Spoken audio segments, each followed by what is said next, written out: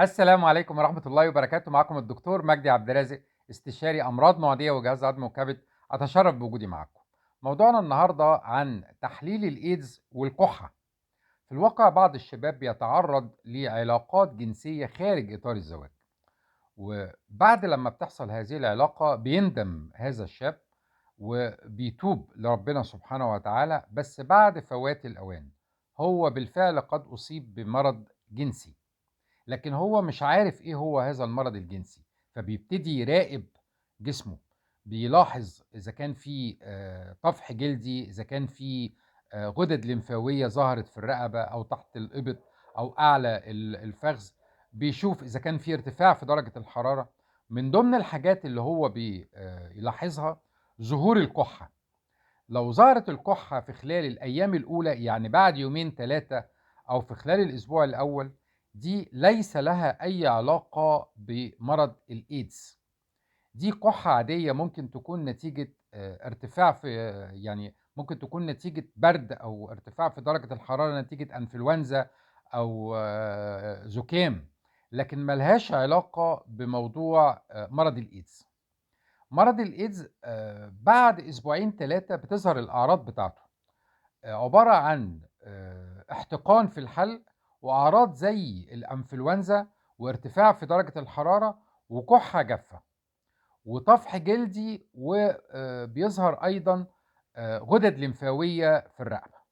إذا بعد أسبوعين 3 ممكن نشك إن ممكن يكون حصل عدوى من ال HIV. طيب، أيضًا نحب ننبه إن الكحة ممكن تيجي في مراحل متأخرة من المرض. ليه؟ لأن أساسًا فيروس نقص المناعة اللي هو الHIV بيقعد فترة في جسم الإنسان لغاية لمّا يسيطر على الخلايا المناعية اللي هي CD4، ولمّا بتنزل الCD4 تحت المستوى 200 في المليمتر المكعب، ده معناها ان هذا الشخص ما بقاش عنده قدرة على المقاومة والسيطرة على المناعة بتاعته، وبالتالي ده بيدي فرصة لفيروس الايدز ان هو يسيطر على المناعة بتاعت هذا الشخص، وبالتالي هذا الشخص معرض للكحة في المراحل المتأخرة. طبعا المراحل المتأخرة دي اللي هي الناس اللي عندها HIV وما بتاخدش العلاج، مش ملتزمة بالعلاج، أو ما تعرفش إن هي عندها HIV.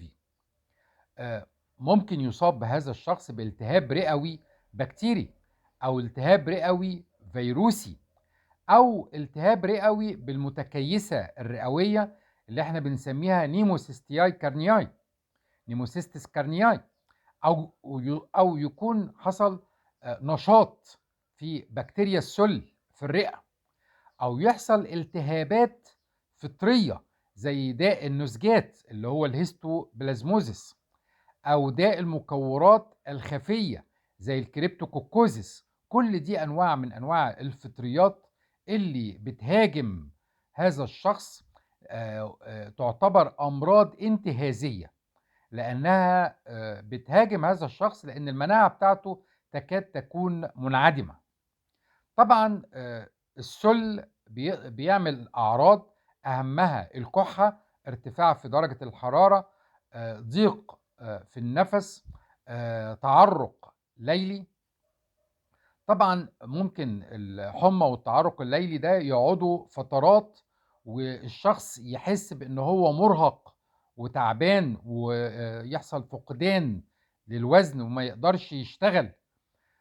بالنسبة أيضا للالتهاب الرئوي بالمتكيسة الرئوية اللي هي نيموسيستس كارنياي نيمونيا، الالتهاب الرئوي ده بيتميز بضيق في النفس، هو مش قادر ياخد نفسه، هو مش قادر يتنفس.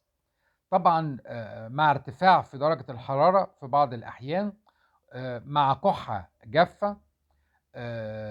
طبعا بيتشخص لما بنعمل أشعة مقطعية على الصدر. طبعا ممكن هذا الشخص اللي عنده ايدز يصاب بأمراض أخرى غير معدية، زي مثلا أمراض الرئة العادية زي الانسداد الرئوي المزمن، وخصوصًا عند الناس اللي هي مدخنة. طبعًا إحنا بننصح هؤلاء الأشخاص بتجنب التدخين، لأن ده هيزود مضاعفات المرض عندك. أيضًا مهم جدًا إن بالنسبة للناس اللي عندها الAIDS في المراحل المتأخرة ممكن يحصل لهم ارتجاع في المريء، وارتجاع المريء ده ممكن يكون ناتج من الفطريات اللي موجودة في الفم. اللسان بيبقى لونه أبيض نتيجة الفطريات، وبالتالي البلعوم والمريء، وده بيحصل لهم ارتجاع في المريء، وارتجاع المريء ده بيؤدي إلى كحة. فطبعًا لمّا بيحصل الكحة المريض بيعاني من الكحة، لكن سبب هذه الكحة مش الفيروس بتاع الإيدز بطريقة مباشرة، وإنما الارتجاع المريئي هو سبب الموضوع. أيضًا بعض الأدوية اللي إحنا بندّيها لمرضى الإيدز في بعض الأحيان بتؤدي إلى قُحّة كآثار جانبية، ولكن ده بيعتبر حالات نادرة إن يحصل قُحّة.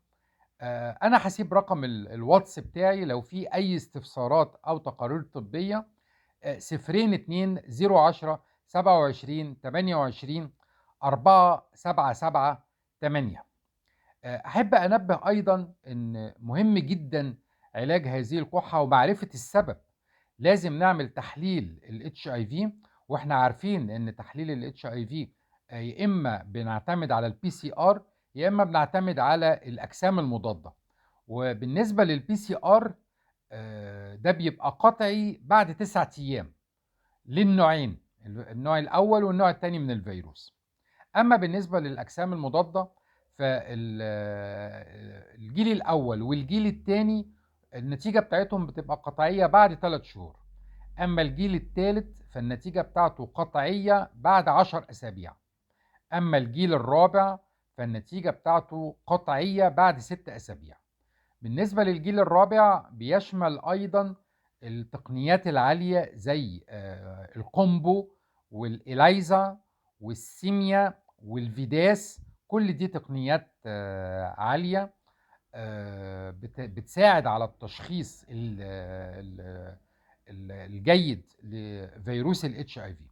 وبالتالي مهم جدًا، جدًا إن إحنا لو شكينا إن هذا الشخص بيكح ومش لاقيين تفسير لهذه الكحة، وهو قال إن حصلت علاقة جنسية، لازم نفكر في موضوع عدوى الHIV أو الإيدز، ونبتدي نعمل التحاليل الHIV عشان نبتدي نشخص بطريقة سليمة. وبالتالي أنا بانصح الشباب اللي اتعرض لهذه العلاقات إنه يسارع للطبيب المختص وما يخافش ويعمل التحاليل المطلوبة منه.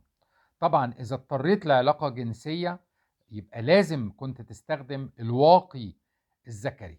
مهم جدًا إن إحنا الوقاية مهم جدًا، وطبعًا أهم من الواقي الذكري تجنب هذه العلاقات الجنسية العشوائية.